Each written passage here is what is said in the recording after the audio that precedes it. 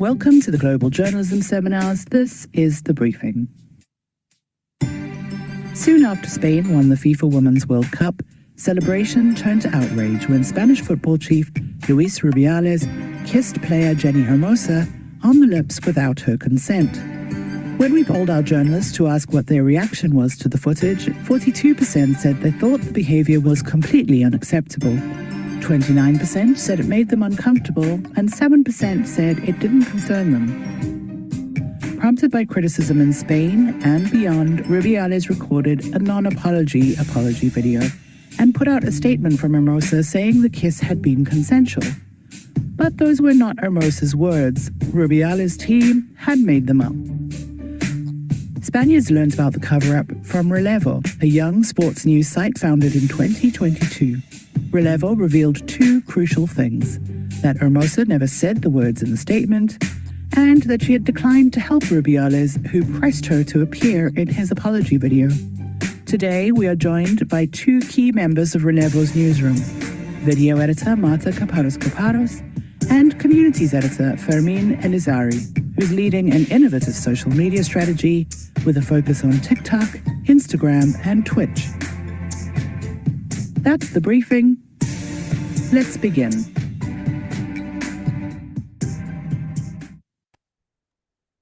Hello and welcome to the Global Journalism Seminars. Today we get to buckle up for a rare success story. We love those, as we welcome two members of a one-year-old digital sports outlet, Relevo, from Spain. Bienvenido to communities editor Fermin and video editor Marta. Thanks for joining us today. Thank you for having us. Thank you. Hello. Great to have you. And we don't often get to start with breaking news on the Global Journalism Seminar, but we can today. We now have a confirmed date for Jenny Hermosa to appear in court as a witness against Rubiales, in the case against Rubiales. Can you tell us a little bit about what's happening there? Yeah, that's right. We have just learned that Jenny Hermosa has been called by the judge to appear in court next week. But we have also heard that she is going to ask him to postpone, to change the date, because she is going to be with the national team next week. So she's going to ask him to change the date. Okay, so I was going to say, what are your coverage plans? But probably sitting tight. Yeah, we haven't decided that yet. Yeah. So let's rewind all the way to the beginning of this story. Tell us, where were you both when Spain won the World Cup? Well, we were together actually, because we set up an event here at Relevo to watch the final of the World Cup against Spain against England at Relevo. So we set up we announced it on social media and on our website, and there were around 200 people that came here to watch with us live what was for us the most important event of the year. That's right. And we actually have had the family of Jennifer Hermoso in the building as well that day. Nice. And many other actors of women's football in Spain. I think I would watch more sports if I got to watch it with the families of the players. Yeah, there were also some beers as well, so it was even better. It keeps getting better. So did you see the kiss unfolding live? Actually not. We were very busy with the coverage, both taking care of the people that were on the building, but also developing all the strategy that we had previously set up. So we didn't see we didn't watch that footage live. It was on Twitter when we first noticed that this had happened.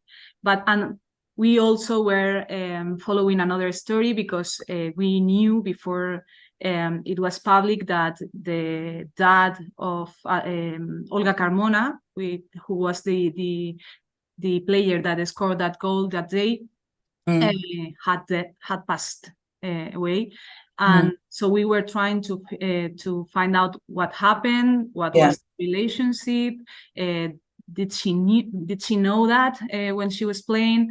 So we were very focused on and very busy trying to figure out other things. So we didn't pay attention to it at the first. You weren't sitting around celebrating, you were working.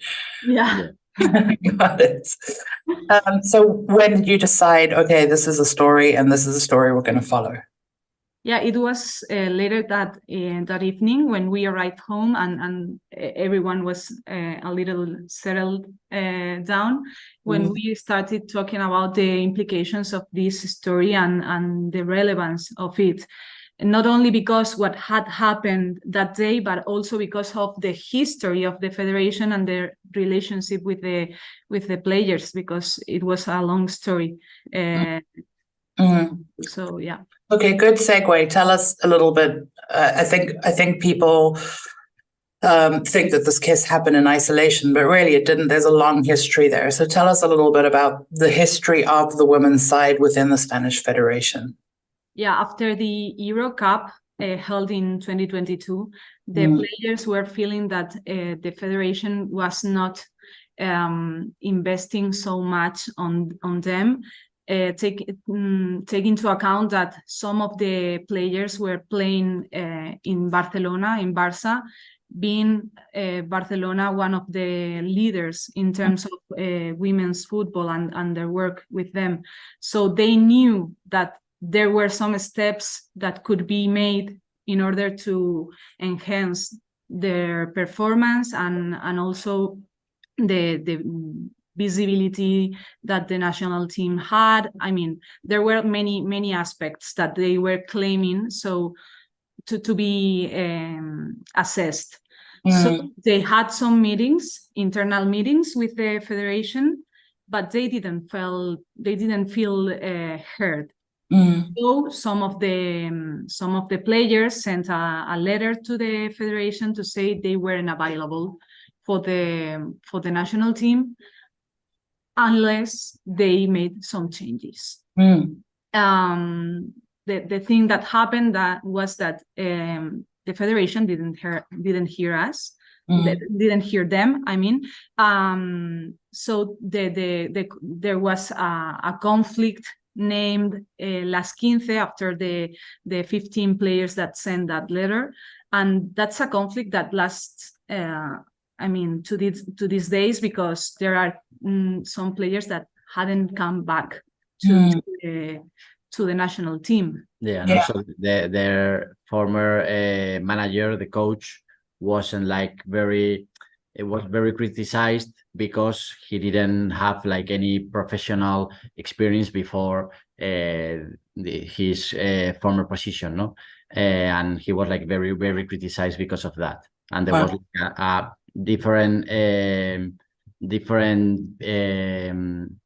experience for the Spanish male team and the female. There was like more pressure on the male team, and the female team like wasn't that professional. Does the fact that the team then went on to win the World Cup, does that kind of exonerate him, or do you think that was down to the team?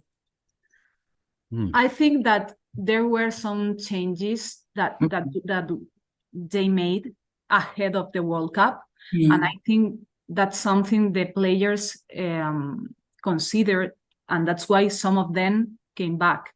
So that was a good point to have the greatest players in the world in your team. I think that has something to do with the fact that they won. Yeah. How many of the 15 came back? 13. Well, there were 12 that didn't come back, but some of them because they did not want to come back, and some of them said they were available, but they didn't call them. Okay, so now we've got some history, we've got some context. Everyone in Spain is covering the kiss, but only Relevo is following the cover-up. How did you get the story of the cover-up, and what went into deciding we're following this story? Yeah, I mean, we decided this was a story that very first evening. We have some discussions on our WhatsApp group. There was a debate because some of the colleagues didn't see this as a story. Some of them, they saw that as an anecdote. Some of the others saw this like something very relevant. So we were discussing that that evening, and we decided, okay, this is a story. This is huge. This is not an anecdote. So we are following that. And it was the day after that, when the players and all the federation staff and families and everyone came back to Spain from Sydney, when everything starts. Actually, on that first evening, the federation sent that letter saying, okay, everything's fine, they are friends. And our colleague Natalia Torrente, in that WhatsApp group, we were discussing, and she said to the two colleagues that were on the field, on the ground, did you hear Jennifer Hermoso say these words? Because this doesn't sound like her. So that was when we first say okay, we have to confirm that she said this. That's when everything unfolds. Is it true that they were on the plane with her on the way home? Who? The reporters were with Jenny on the plane? No. None of us were on the plane. Okay. Yeah. And so what do you think it is about Relevo that made you ask these questions? You're a brand new news site. Aren't you worried about losing access? I mean, we see ourselves as very independent, so that's not something we are worried about. We are more worried about making a change in the world we live. That's one of our main objectives, making a better society through sports. So we saw this as an opportunity to change things.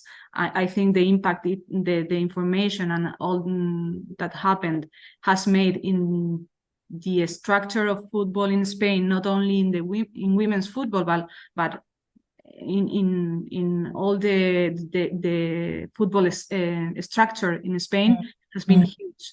And I think one of the things that makes us different from the competitors is the presence of women in the newsroom.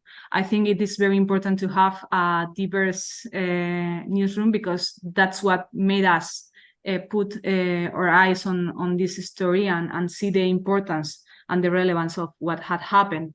And I think we are the 33% of the newsroom are women, less than we would like us to be, but we are working on that as well. Yeah, for a sports newspaper, for a sports news media, it's quite a big number. Like some teams that have a higher number of women, but it's like a mix of women and also young people. It's very important. Also, like the new generations are having some debates and making some questions that maybe me, as a more like a mature millennial, I didn't expect some of the debates we are having in the newsroom. Tell me more about the objectives of the team that you've set out. You've said you want to build a better society through sport, but what are some of the other values that inform the reporting that you do? Yeah, I think that the scoop that Natalia Torrente published, it was like a consequence of what Relevo is. No, it was wasn't like an isolated scoop that maybe you can get when you work in covering like one topic.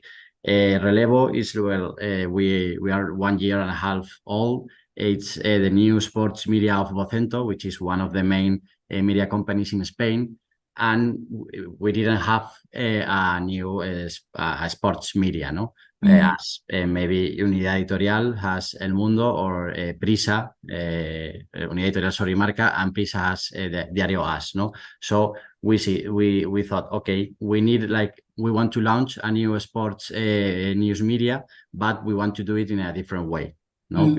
For our future, but also thinking in the customers. So we are like very like we work as a startup. We have like so many initiatives very similar as a startup, and we have set up like a very valuable brand values. We, as Marta said, we want to change society through sport.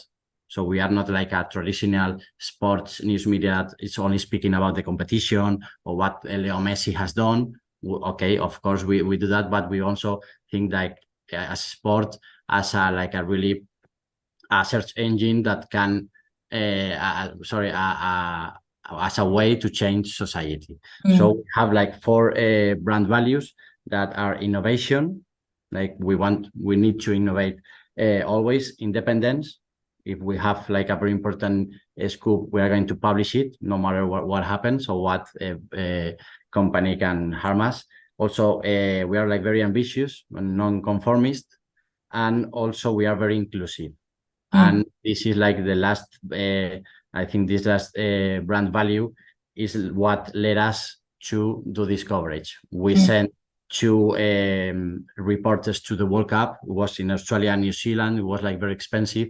We were like, I think the media that sent there more people. For us, for all the newsroom was like the most important event of the year, more than the other football events or mail events. And this led us like, okay, we are ready to cover the news and also to talk about the news in a different way, because it was like, first of all, the scoop that brought us to the first view, like, okay, we are Relevo, here we are, but also then after that, all the media, we were covering the same news, but we did it in a different way because we were ready to speak in a different way. We were like a woman-led newsroom at that time, and then every day. And I think it was like a very important different mindset we have as a sports media, because in Spain it's very traditional and male-led. Would you say that you came up with the values because you wanted a young audience, or do you have a young audience because you honor those values? Well, I think it's a mix. First of all, it's like our brand values. It's for us, it's like the most important thing. But then after that, once we build up the project, we set up 3 different audiences, our core audiences. It's millennials that are kind of tired of the traditional sports media coverage, which is very male-led, very like they talk about more for a hooligan instead of a fan. We love the word fan instead of like very dramatic. Okay, it's sport. We love sports, but I mean it's just a football match, no? And also to the women, because we realized we did like hundreds of surveys to know which is the use or how the people read the news, the sports news in Spain, and we saw that the women, they want more coverage of women competition, but also a different way of communicating the sports news. So it's because it's very like if you in Spain, I don't know, in the UK, I guess it's similar, but in Spain, if you turn on the TV in a sports news show, it's only men talking for men.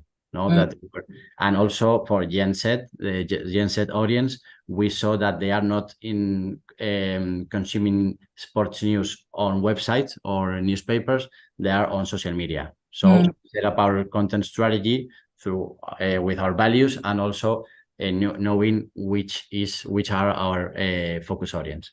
Okay, so social media. I have to know, Fermin, as audience engagement editor, what was your strategy on how you were going to package the story and where you were going to put it?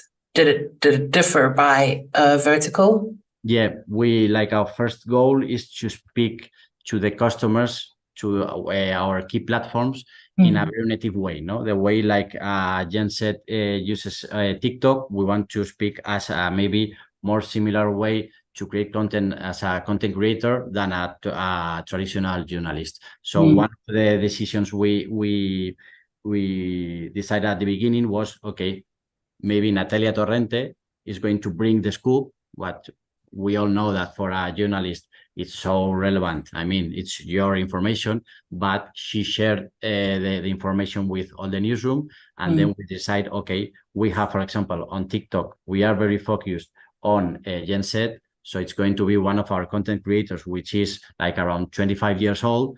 It's going to communicate the information in a TikTok way, but without being professional. No, we are serving the news. We had the scoop, but we tell it in a very like more native way, rather than maybe Natalia Torrente, which is like around 38 years old. She's not very used to TikTok. She's not, so she brings the information, and then we decide maybe it's going to be to Twitch to see on first on breaking news, covering then the reactions also to our scoop. Then on Twitter, which is very similar as our audience on our website. So it's more for millennials and more in a journalistic, in a traditional way. And then we have also Instagram, which is focused more for women around 30 years old. And we show we produce the content in a very visual way. So it's like our 4 key platforms. We decide to the same information, we produce it in a very native way, which is something very hard because we don't reuse the same content in all the platforms. So you need to produce for each of the platforms the information in a different way. Yeah, I think we can share with you an example of how we share this information with our audience in TikTok. Yeah. Luis Rubiales intentó que Jennifer Hermoso saliera en el vídeo de las disculpas, pero ella cree que no tuvo nada que ver y se negó. Os voy a contar una noticia que acabamos de publicar en Relevo. El vídeo en el que Rubiales se excusaba se grabó en Doha, en la escala que hicieron las campeonas del mundo, pero antes de que se grabase, Rubiales intentó que Jenny apareciera. Le habló del cariño que siente hacia su familia y le reconoció que su puesto está en juego, pero Jenny no aceptó. Quien tenga que pedir perdón, que lo haga, pero ella solo quiere disfrutar del Mundial y eso es lo que está haciendo. Jenny no considera que tenga que pedir perdón por un beso que no sabía que iba a tener lugar y ya lo dijo en su directo de Instagram, no me gustó, pero ¿qué hago? Jorge Vilda también lo intentó, habló con su familia para quitarle hierro al asunto, pero no consiguió que Jennifer apareciera en el vídeo. Luis Rubiales, como ya as you can see, is like we have created like a room that could be like a streamer room where this is the place where when we had our daily Twitch show, we produced it there, and it was like very okay, this is like a streamer room, like a 20 years old room of a guy that still lives with their parents, and maybe you can see like not very professional, but it is the way we want. Maybe on TikTok, the audience that is on TikTok every day is very like, used to. What were the audience stats like, and how do they compare to other Spanish outlets, if you know? Yeah, actually, on TikTok we are like the sports news media with more views. So it's like it's a focus for us, and you can see like legacy media, they find very hard to hire young people. I think as like this is very global, no? So if you don't have like young people in your staff, you don't have the ideas to create content for TikTok or maybe Twitch, no? So yeah, and it's getting very good results on TikTok. We were nominated as one of the best sports brand of the year. So I think it's one of the most successful parts of Relevo. Congrats. You both worked at Legacy Media before, didn't you? At Legacy Sports Media. What's the difference like? And if you are able to share, is this strategy attracting more women readers? Well, we have been working on legacy media, but not on sports media. Okay. Fermín worked for El Mundo in Unidad Editorial before, and I was working for the Spanish news agency EFE when I came to Relevo. It's very different. I think we haven't discussed about this before, but I think it is. I find it very different, both because of the approach. I think the way we build the teams and the way we build the project is very different from what you would expect on a media. We work all together. I mean, our teams work as one team. They are now producing a show for YouTube, and both teams are working together.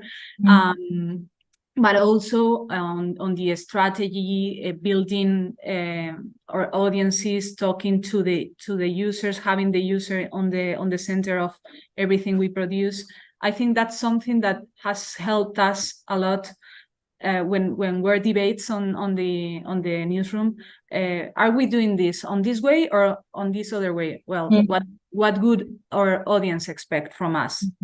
And that's something that has helped us a lot.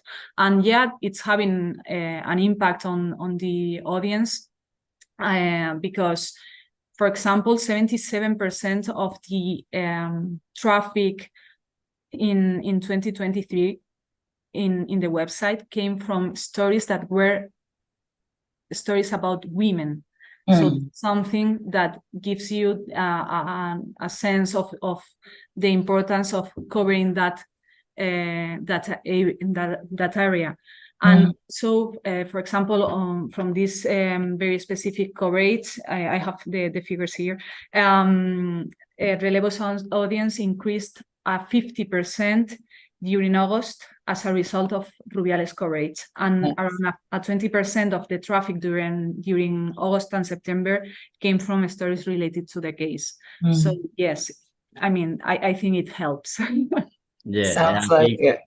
And it was like when I work at El Mundo, which I mean, there are like great professionals in also Marca and Diario As. I mean, we are not criticizing our competitors, but when you are working in legacy media, your focus is even the print edition, which I think now it's changing quite a lot, but now your website, no?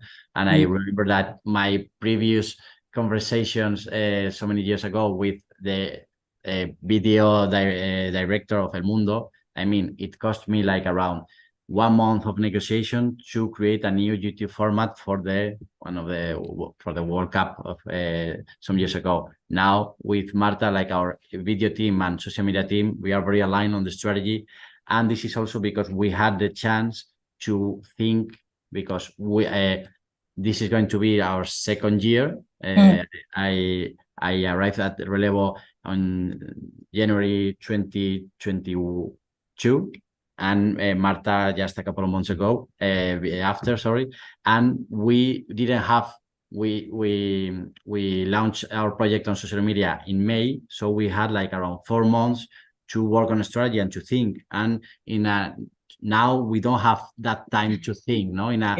Always journalism is about today and or tomorrow. You don't think what's coming in 6 months. So working on with time on strategy on what we're going to do in 6 months, I think it's the key things that happen here in Relevo. Yeah. You mentioned video strategy. Marta, was there any specific video strategy around how this story was approached? Well, we discussed this a lot since the very first day. We were discussing, should we do something bigger, because we were producing our daily coverage or regular coverage, but this felt like an opportunity to do something different.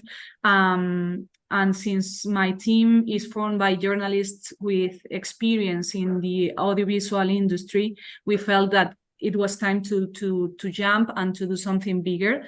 So I asked my team in the very first day to start producing something like a short documentary about what was happening. But is this a scoop, Marta? but some weeks after this scoop came out, we were being reached out by producers and actors in the audiovisual industry on streaming platforms, asking us for help to work on something even bigger. So now it's a scoop. Yeah, that was a scoop. So we realized that this was such an opportunity to start producing bigger things. That was something that was on our strategy for 2024, but it came some months earlier because of this scoop. So yeah. Okay, cuánto me gusta un chisme. Give me some. So how big of an outlet are we talking when you say people have picked this up? Can you say? How big is like Netflix big? Yeah, I know where you are going. Yeah, we are working with an international streaming platform. I can't say the name. I'm so sorry. Scoop will come. Cuenta. But yeah, we are working with an international streaming platform. That's amazing. That's amazing. For 1.5 years in to be picked up and have digital, social, documentary. This is really impressive. Yeah, but I mean, we know that we need to innovate. So this is like the best way that we don't see only our website or social media just to develop our brand. I mean, and this is like one of the best examples. So. Yeah, we are working on diversification of what we are doing, and as Fermin said, we don't see Relevo as a website or a news website. We see it as a brand that can have a lot of implications in the business industry. So yeah. I've monopolized you for a very long time, so I do want to go downstairs to our journalist fellows. And we have Noelia from Argentina has a question. Where is our Noe? There's our Noe coming up. And just a reminder that you're on mute before you start the question. This is like the kiss camera, no? Yeah, it's like a basketball game, yeah. Hi, Marta and Fermin. Nice to meet you. Thank you for being with us today. My question is, in the moment you decided to to follow this issue, was there, did someone in the team object or oppose to that decision? I mean, saying, I don't know if it's favorable, it's good for our news outlet to be in conflict with the football association, and how did you manage internally, if so? Yeah, there were many debates during this coverage, not because of the implications it would have on our media or on our audience, or I mean, not because of that, but because of not everyone saw this story as a story. Just because of that, because of the vision on Rubiales kissing with to Jennifer Hermoso without her consent, you know, because that's what society is. I mean, this goes beyond the sports coverage. It goes to something social that has implications in terms of women's rights. So yeah, of course, that was a debate also on our newsroom. But I think that women were heard, we were heard, and our colleagues understood what we were saying and the implications. I remember one conversation on that WhatsApp group where I said, how is going someone within the federation, a victim, to raise her voice if she sees that the biggest boss is doing this in front in front of the public and nothing happens and no one is paying attention to it. I mean, this has a huge impact in society. So yeah, there were many debates, and I found that those debates very powerful, also to understand how our coverage could be seen from the audience, because I mean, not everyone was so aware of the importance of this. Yeah, and I think also it's very important, like Relevo, like we are not like a traditional sports news media that are covering that, because sometimes you think, okay, this is not my stuff.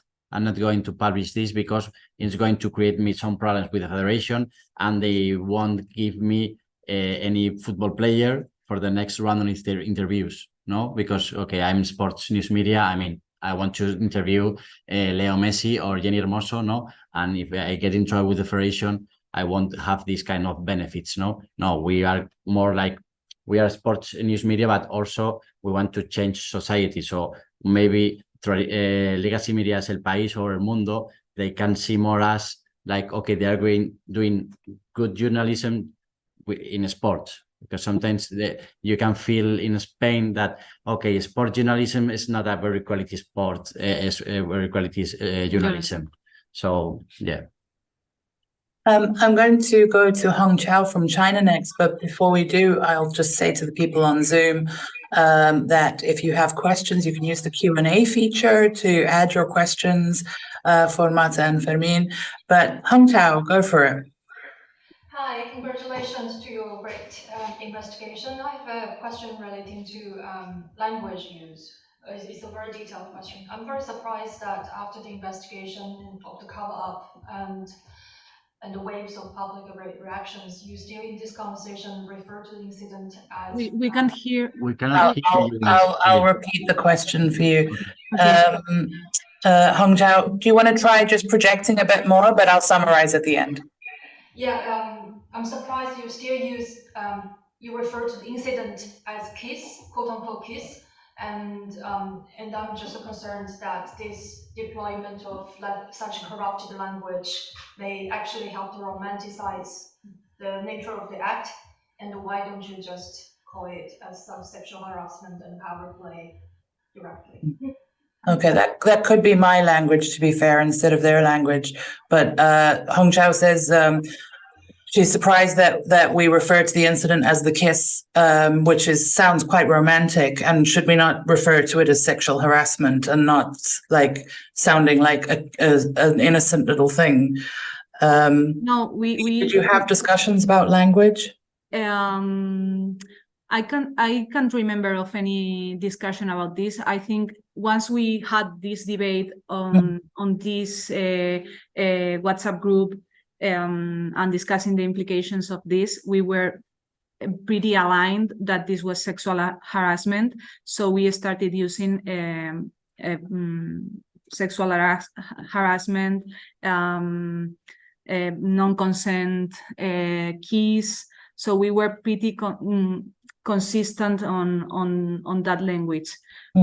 Maybe we used incident as a synonym, but no, we were pretty aligned with the fact that this is sexual harassment. Yeah, one of the thing also the results of having like a very diverse newsroom was, I think we can show some illustrations we produced during the whole coverage, because I think we set up like a new standard of, I mean, all the wording that Marta was referring to.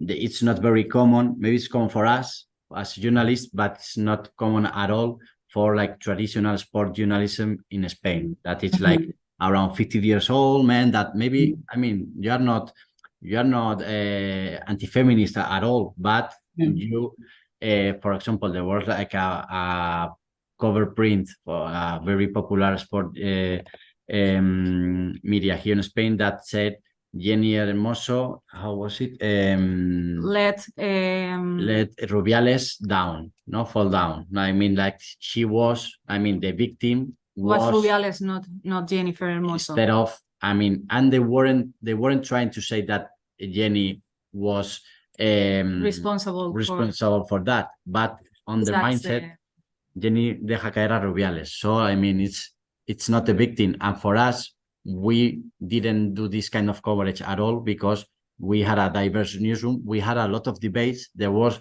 like the most senior journalists. They were learning from all the women of the staff, saying, "Oh my God, you're right, and this is changing society."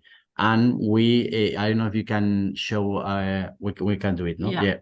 Some of the illustrations we did with one of our collaborators, which is like a kind of a famous illustrator here in Spain. I don't know if you can see. You can see the that screen. Yeah. So all the first one is like, grandmother, tell me like the story of how did you win the World Cup? And the grandmother says, no, we didn't win only the World Cup, darling. We won a lot of more. No, it's like we were changing society through sport, which was like one of brand values. And then all the movement se acabó, which is like it's over. No, it was kind of a global movement. We say like all the women, all the community that we want to articulate also as a brand with the Jose Rubiales and the coach of both of the male and female teams. What were like, okay, this is not your place, no. Yeah. So this we were trying to change the wording. I don't know if I'm saying it correctly, but also in a visual way.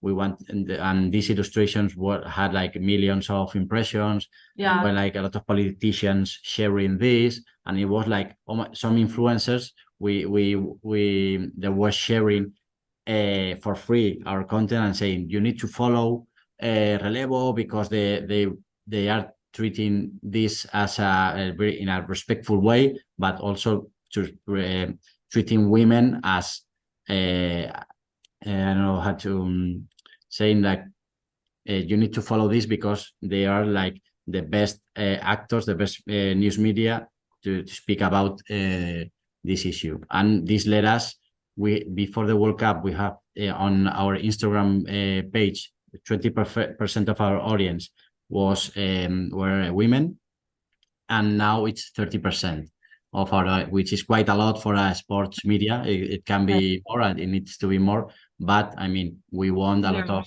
women audience. Yeah.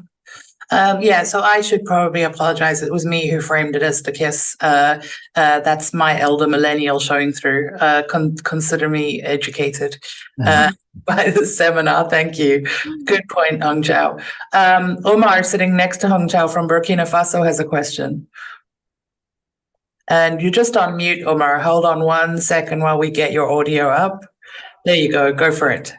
Okay, thank you very much. In my question, I was referring to a case. So I'm sorry, this is sexual harassment. The fact is that this was made in public, and after this cup, and could it be seen as an act of excitement, a loss of control, of an explosion of joy? Simply, why did you take this, I can say, sexual harassment to this extent? I think you just answered your question by changing the word. Yeah, to this extent. When you change the word, it becomes pretty obvious, no? You, an activist for women's rights, following this trend of Me Too movement, or you told yourself that you were just doing journalism? Okay, that's a question. Is this activism or journalism? Well, that's a question that we also arised within the newsroom. It's interesting. I find this question interesting. I think that's going only focusing only on what happened that day, it wasn't an isolated event, because this came after a long history of between the federation and the players, and since the victim, since one of the parts is not okay, is not that does not feel fine about it, I think that goes beyond an exaltation and goes beyond that. Also, I have to say that it was not just the kiss, which was one of our first angles. It was a lot of things around. He was on the sitting next to the queen, and she was like holding his parts during the celebration. Like, he was feeling, and this is something that has been discussed not only within the newsroom, but also with people on the federation and sources around Rubiales. He felt that he had won. He won that day the battle between the players and the federation. He felt that. So this was not something coming from the exaltation of, hey, we as a team have won. This was something that, here I am, I won you.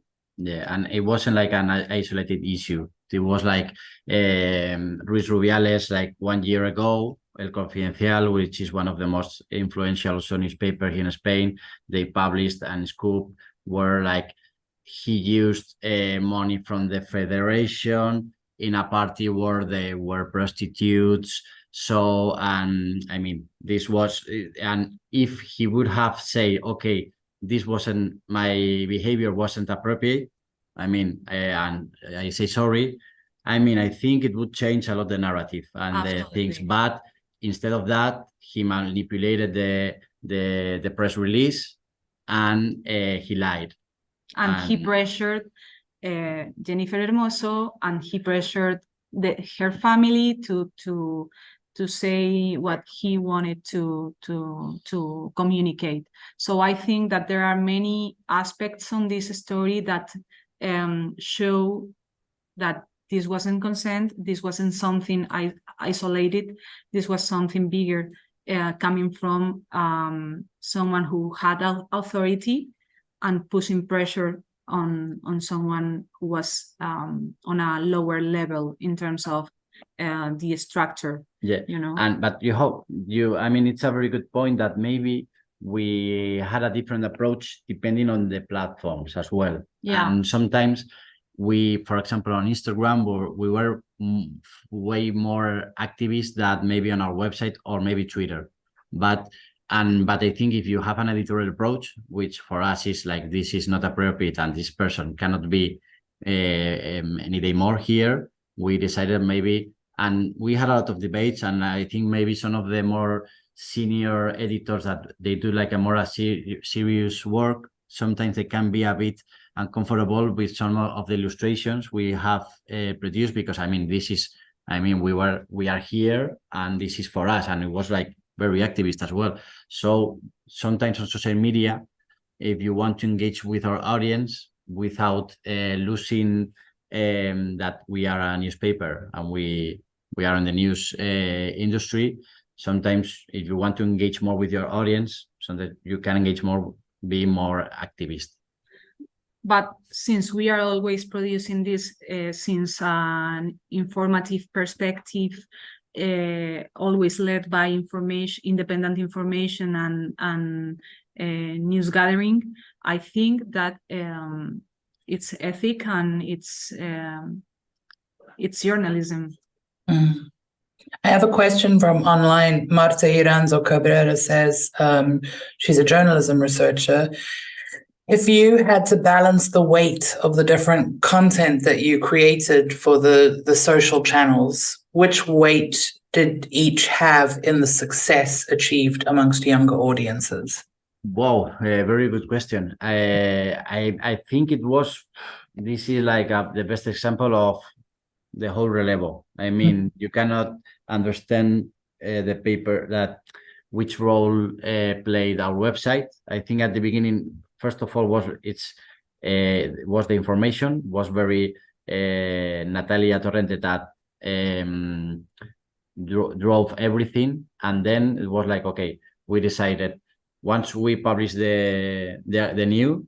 Our team has also the information in advance, and we say, okay, first of all, the tweet. No, we produce a tweet on Twitter with a link to the website, and then we say, okay, our website where this is like a very huge news. The people is going to want to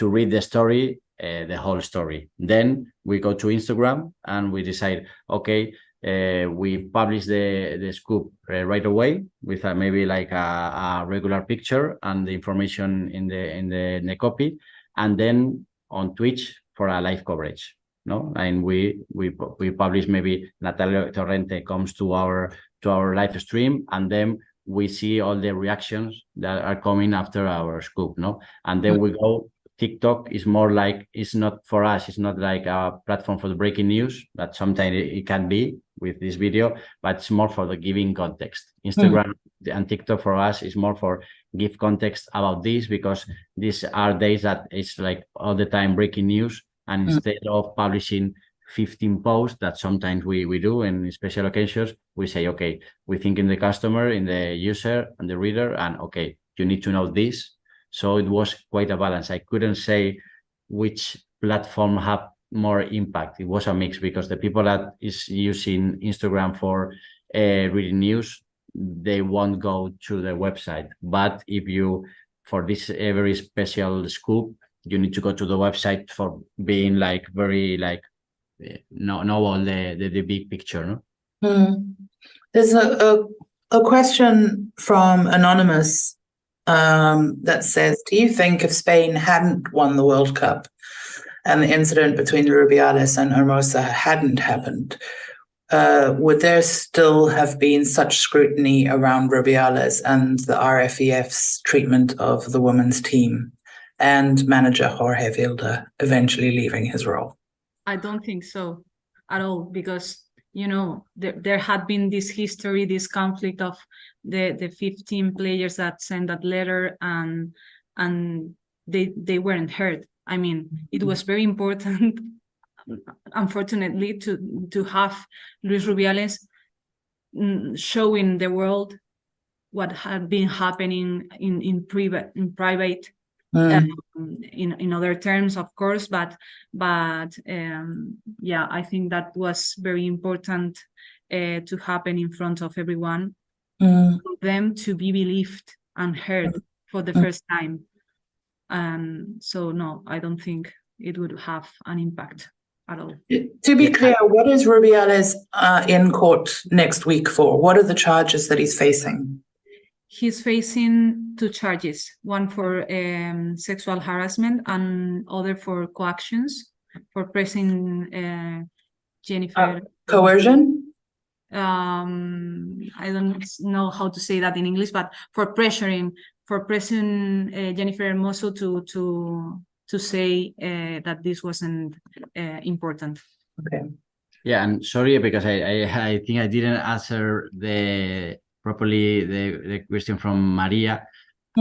One of the things that I didn't do correctly for us in a social perspective, TikTok didn't work that big that as it could have done for us, because all the like millennial platforms as Instagram and Twitter, we flew. I mean, it was like everything we published, I mean, it was viral. And it didn't happen on TikTok. It worked well, but it wasn't that viral as it should have been for us. So I think it was in terms of way, I think Twitter, Instagram, now Twitter is like falling down a lot for us, I think for the whole media business. But when like a big news, there is like a big news coverage like we did, Twitter mostly, and also Instagram, they make a big part of it. I want to try and fit in a question from Clara from Singapore. Clara, do you want to go for it? Sure. Hi. So one of your editors mentioned that the excellent coverage of the affair was possible because the team built such a strong relationship with the female footballers and built this trust through the years, through contact as well as respectful coverage. So I was wondering if you could share a bit more about what this looks like and how this approach might differ from other news outlets. While we have the camera open and the sound open, can I also get the question from Patricia and the question from Christina? And let's see if we can do rapid fire with all three. Go for it, Patricia. Hi, I'm Patricia Maciejewicz from Poland. I would like to refer to the environment which you are dealing with. How do you assess the state of the macho culture in Spain now? And Of the what, sorry? Machismo in Spain. Okay. Macho culture, yes. And do you think that there are any events which wouldn't be noticed or even condemned without this story? I know that it's short time, but do you observe any change in the approach toward that kind of events? Thank you. Bueno. And Christina? Hi, I'm just going to go ahead and start speaking if you can hear me. I'm just curious about this goal of changing the world through sports coverage, and I was wondering if you could speak a little bit about your editorial decision-making in terms of whether you look at producing stories that are more traditional competition-based sports stories alongside of more socially focused stories, or whether your approach is making sure you're considering this like history and social context for each sports story. Thanks, all of you. I'm sorry, those were three very different questions, but let's see how much of it we can cover. Okay, so in terms of the relation of trust with the players and also in the changes, because I think that's actually very related on the Spanish society, I want to share with you an anecdote. While we were covering this event, someone called me to tell me a story of not specifically the same story, but something very similar within a team, a team in Spain, to share their story, which was covered, for 2 years. There was this player who tried to raise her voice within the team, and she wasn't heard. Actually, she was not fired. She renounced. She quit. But there were 2 other females that support her, which were fired. This story, which was silenced by the team and also by the media, because that was something that was actually shared with other media, have an impact, because she felt that she would be heard by us, so she reached us to talk for the first time in 2 years and to share this story. So I think that this is very important. These stories are very important to be shared because they are making not only a change in terms of a structure and society, but also they have an impact in very specific lives of women that are being impacted by these structures led by men who are not, who shouldn't be there, you know? So yeah, I think that there are being changes also in terms of the structure, because I mean the federation is changing quite a lot since this happened. So when we talk about the relationship of trust, is actually this. They feel that we are going to hear them, and also we are going to make all the confirmations to check that what they are telling us is real. But they find that actually we are sitting on the table. This girl told me, you have heard me like none have done in 2 years. So that I find this very symptomatic, you know, of the changes that are being made. And regarding the second question, I think this was for us in Spain, like the Me Too movement in Spain regarding, I mean, for the entertainment industry wasn't quite big, it was more international. And for us, I think it has been our Me Too movement, the Rubiales scandal. For example, there were some conversations that were happening in the most popular radio program, sports radio program during the nights, that are like most of the journalists are men around their 50s, and they were having discussions about, I can't kiss a girl now without asking permission? No, but there was like a progression. At the beginning was, I mean, this is nothing. But then they had maybe daughters or girlfriends. They weren't seeing the debate in the society, and they were having discussion on, okay, maybe this is bad idea, and I didn't know it. So it was like, it has changed a lot. I think it's quite early to see the consequences, but I mean, it had changed in the short term a lot of things, because now the president is not there anymore. I think it's changing a lot.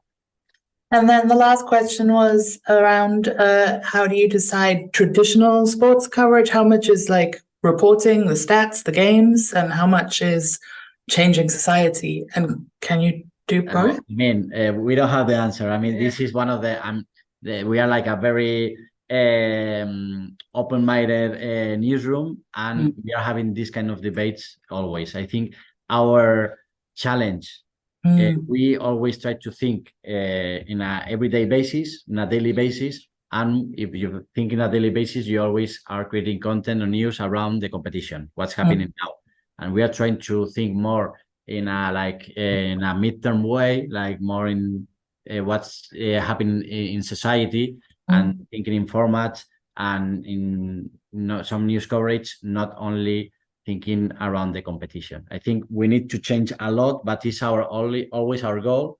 And I think Marta and I, we are always pushing our agenda, because I think, and also the brands, they are like they think it's very valuable, because if we produce like a new format speaking about mental health in sports, which is like quite a huge topic, the brands also like this kind of being linked to this kind of values. So for us, it's like a North Star metric, or not metric value, that we are always trying to conquer. Thank you so much for letting me steal an additional 3 minutes of your time today. I'm such a fan of the energy that you bring to the work that you do. And when in 2025 you're accepting your ESPY for Best Sports Documentary, I just want you to remember Caitlin told me first. On that. Buenos, thank you so much. Go well and keep up the good work. Okay, thank you so much for having us.